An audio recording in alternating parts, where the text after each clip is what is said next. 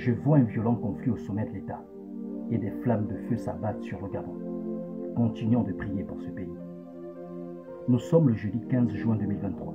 Il est 3 heures du matin lorsque je suis transporté dans un lieu du Gabon. Il fait jour.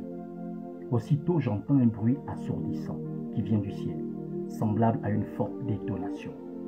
En levant les yeux, je vois un conflit très violent au sommet de l'État. Deux camps s'affrontent. Alors que j'observe cette lutte, je vois au même instant des flammes de feu venir du ciel et s'abattre sur le Gabon.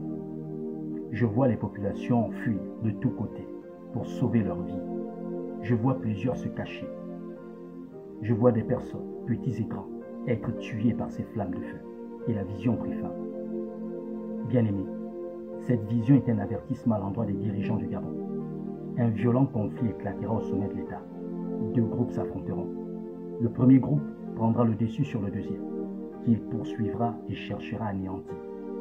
Le Seigneur l'Éternel le voit et il vous met en garde, car votre conflit embrasera le pays. Plusieurs, petits et grands, y perdront la vie. Une période de peur et d'instabilité s'installera dans le pays. Le Seigneur Jésus-Christ, qui est le Dieu véritable et la vie éternelle, ne cesse de vous avertir, parce qu'il veut épargner le Gabon du malheur qui vient sur lui. Répentez-vous et tournez-vous vers le Seigneur, qui a le pouvoir de protéger ce pays.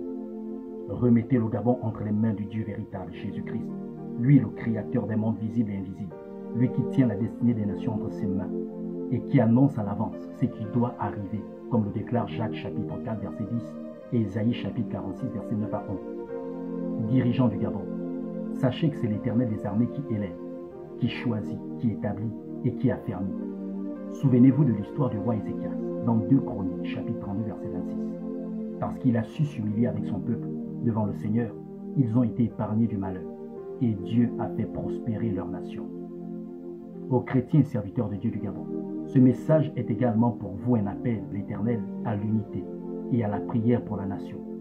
Vous venez de vivre un événement qui, en plus du salut et de la guérison des âmes, avait pour objectif d'unir les pères et les fils de l'Église du Gabon, afin qu'ensemble, vous puissiez élever des mains pures et invoquer le Seigneur pour le salut de la nation et pour détruire les œuvres occultes qui se font dans le pays. Car là où il y a l'unité, le Saint-Esprit est prêt à intervenir, comme le déclare le Seigneur dans Matthieu chapitre 18 verset 19. Merci de partager ce message à tous les chrétiens, à tous les serviteurs de Dieu et aux dirigeants du Gabon. Merci de continuer à intercéder pour ce pays et que Dieu vous bénisse.